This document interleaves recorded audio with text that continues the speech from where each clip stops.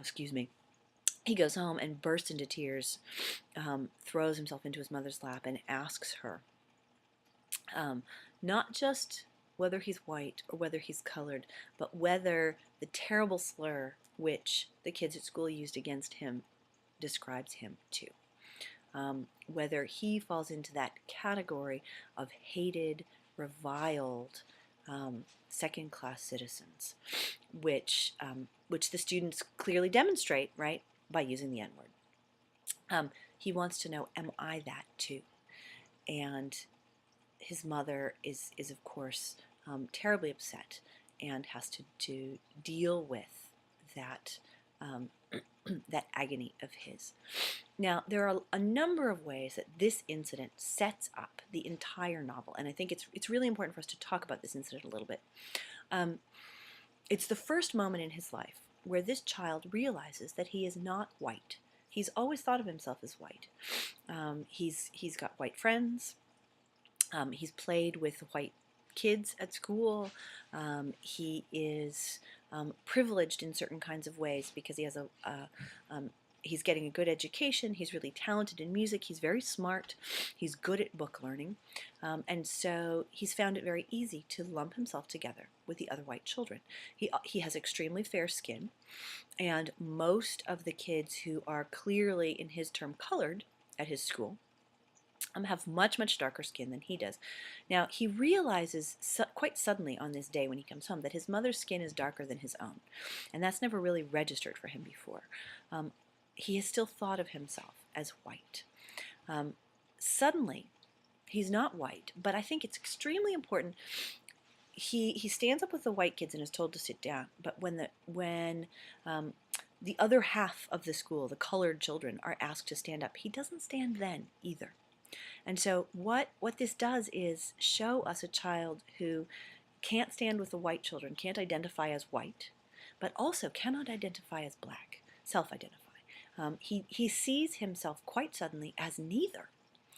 He's not white, but he also he's in too much of a daze, he tells us, to stand up when the black children stand. But he also doesn't really think of himself in those terms, right? He doesn't think of himself as disenfranchised, as a second-class citizen, as someone not to be taken seriously. He doesn't think of himself in all the ways that the N-word that the children throw around would suggest. And so he's a kid who's neither, right? Suddenly, he doesn't know what he is. And so I think from that moment on, this novel is about figuring out where he fits in. Is he white or is he black? What racial category describes him?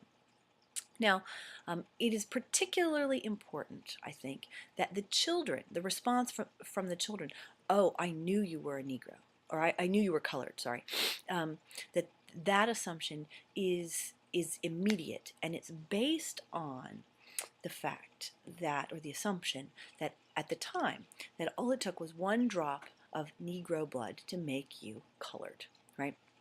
The one drop rule held sway from at least the 1890s very thoroughly until the 1930s. The 1910s and the 1920s were sort of the prime time in which new southern states were putting official one-drop statutes on the books.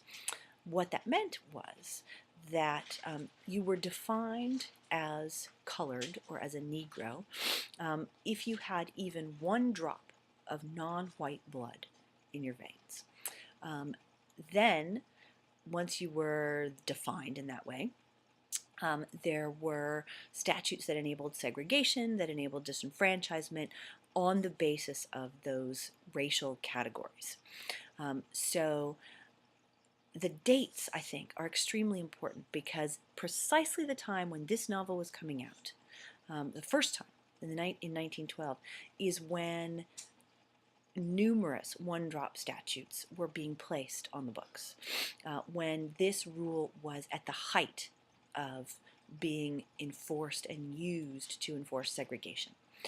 So it really matters that suddenly here's a child who looks white, who has thought of himself as white, who has been treated as white by most of the children in his class, who is suddenly found to be not white, not because of the way he looks, not on the basis of any sort of qualities except for the sudden understanding that he has more than one drop of Negro blood, right? And suddenly, he's seen differently. It would have mattered extraordinarily to the people of the time when this was written, whether he was black or white, whether those categories could be enforced, right? And so the teacher knows, because the teacher knows who his mother is, that he does not count as white. Now, one of the things that this novel does, and I think one of the reasons that people found it problematic, or challenging, or a difficult novel to get their heads around, is that the novel starts with this scene in which the color line is drawn very clearly. The white students stand up first, then the black students stand up. The color line is drawn. Here's a child who's in the middle, who doesn't know where he fits, right? Which side of that line he's supposed to stand on. And the entire rest of the novel challenges the teacher's assumption that he must stand with the colored students. It challenges that one drop rule with an alternative rule, an alternative understanding. The alternative understanding is you are what you understand yourself to be, and you are what others perceive you to be. Over and over and over again throughout this novel, we see that the way that the narrator is treated affects how he responds. And both the way he's treated and his responses are totally predicated on what people in that moment assume about his race. In places where people assume he's white, they treat him certain ways, and he responds in certain ways, right? He responds with a certain kind of eloquence and intelligence often. But he also responds with a certain kind of guilt, because he's worried about what might happen if they find out he's not technically white. So we start to see from this very first incident that you are not defined easily simply by the blood coursing through your veins. This one drop rule is overly simplistic. It might define race, but it does not define who you really are. Instead, who you are depends entirely on how people treat you, about what you've internalized about race relations, and about what you think about your own identity. So it's a much, much, much more complicated kind of thing than a simple, you guys are white, stand up, okay, now the rest of you stand up, and you know what that means. That doesn't work, right? He shows us from his childhood that dividing line is not so clear.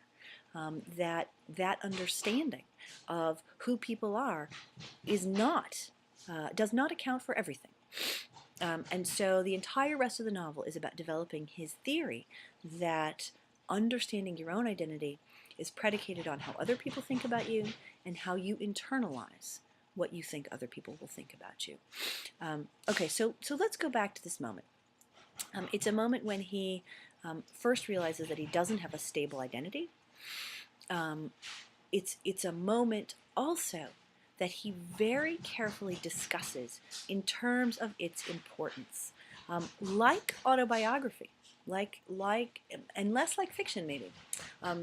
He gives us not just the event, but the interpretation of the event. He explains what the event is supposed to mean. So if you look at the very beginning of chapter 2, and in my book that's page 15, in your book it may be, like I said, you may have different pages.